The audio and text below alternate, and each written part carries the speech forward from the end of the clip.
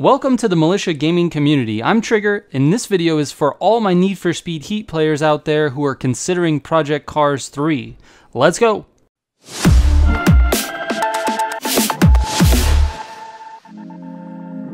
The Militia Gaming Community and Dave Loves Games came together to create a community Discord. If you'd like to join the Discord, there's an invite link in the description down below. So first, I want to say that I'm a huge Need for Speed fan. I've played Need for Speed Heat since launch, and I'm still playing it and making content for it. Also, I'm not a huge sim racing fan. I can appreciate what those games do for people who like realistic feelings, but it's not my cup of tea. I get bored easy and I start looking for other games right away. The reason Need for Speed keeps me playing is the open world, play with your friends, car customization, street racing feel. So I'm probably the right person to talk to if you're considering Project Cars 3 and you like Need for Speed. In this video, I'm going to talk about the similarities and the differences between Project Cars 3 and Need for Speed Heat. Given the fact that Need for Speed Heat will not receive another update, we're not likely to get another Need for Speed brand new game for at least a year, probably more. So I know a lot of you out there are wondering, what is the next racing game that you can play that is similar to Need for Speed Heat? And since Project Cars 3 is getting a lot of attention from other big channels, I know there's a bunch of you out there wondering, is that a game for you? So hopefully this video can answer some of those questions for you. Let's start with some of the differences. The obvious one, Project Cars 3 is a more traditional track racing game. It doesn't have the big open world for you to explore and just drive around. When you're driving a car in this game, you are racing. Because of that, PC3 has a much more robust PvP aspect.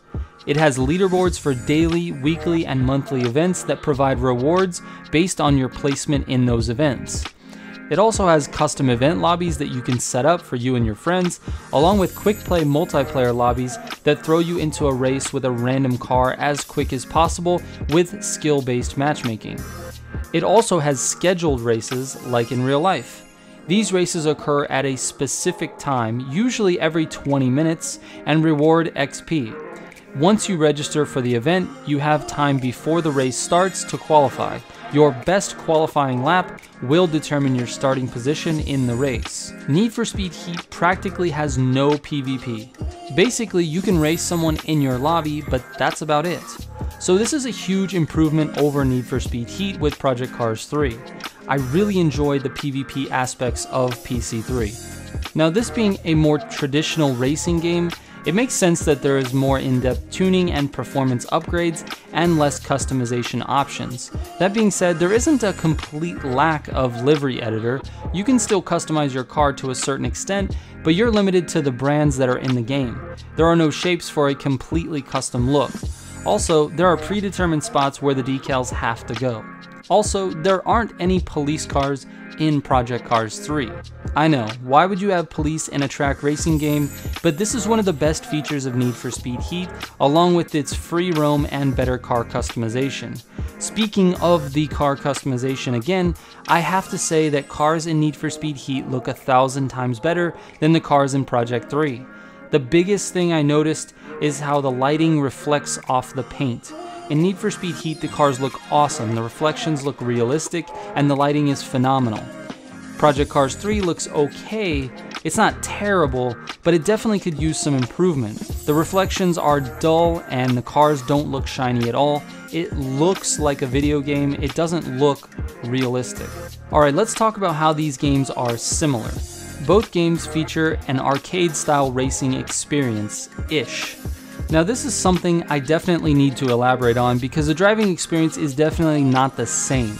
Need for Speed Heat has a very specific way the cars feel and handle. It's loose at times, it's wild, it's fast, and you feel like you're going a million miles an hour, and then you can slide into a turn without braking and nail it perfectly. Even though Project Cars 3 is definitely arcadey, you cannot do that. On the arcade scale, I think Need for Speed is max arcade, and Project Cars 3 is somewhere between max arcade and capable simulator. It's nowhere near full simulator, and it's nowhere near full arcade.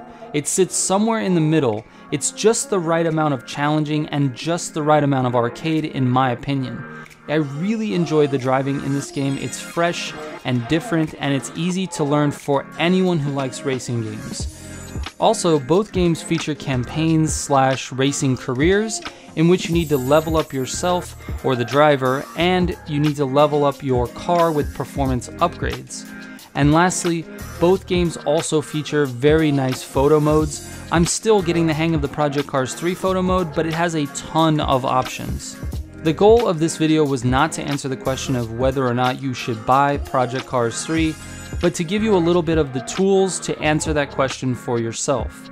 From my point of view, the game has a ton of racing to do, and the racing is fun. It's as simple as that, but there are obviously some things that each person will need to consider. If you tend to be a more competitive person, Project Cars 3 multiplayer and PvP aspects are super robust and will be the thing that keeps the game going. The career mode is super long and can feel a bit cumbersome at times, but the multiplayer has enough different things to compete in to be fun day after day. This is what Need for Speed Heat was lacking in my opinion, and so I attempted to create that atmosphere myself with my weekly tournaments. I plan on continuing those as I explore the new experience with Project Cars 3, and I encourage anyone who is on the fence with $60 to burn to give Project Cars 3 a test drive, but don't go in with any expectations. Go into it with the intention to have fun and be competitive, because that's clearly how Codemasters intended the game to be. It's definitely a fun game, but in my opinion, it's not enough like Need for Speed Heat to really scratch that itch. Need for Speed Heat has this street racing vibe, it has this car customization vibe, it really draws a different audience. If you're just a general racing game fan, Project Cars 3 is a fun game. Don't take it too seriously, as it doesn't take itself seriously very much, but definitely go out and try to beat personal records and different competitive races. I would go out and try all of the events. I mean, it is a really fun game to play, but it's definitely aimed at a more competitive person than a street racing fan. Now, I believe there's going to be some crossover between Need for Speed Heat fans and Project Cars 3 fans. I think some of that audience will play both games, but in my opinion, the deciding factor is whether or not you are a competitive person. Now, if you played Need for Speed Heat and you loved all of the features of that game except for the fact that there was no leaderboards and no PvP, then I think Project Cars 3 is a great game for you. But if you played Need for Speed Heat because you like designing wraps, or you like taking awesome pictures with underglow and dropping your car to the ground, then I don't know that Project Cars 3 is really going to be right for you, because it just doesn't have that same feeling. It's a much more race feeling than it is street racing. Alright, that's it for this one. Thank you so much for watching. Hopefully this has helped you out in some way, as that is always my goal. I will catch you on the next one. Trigger out.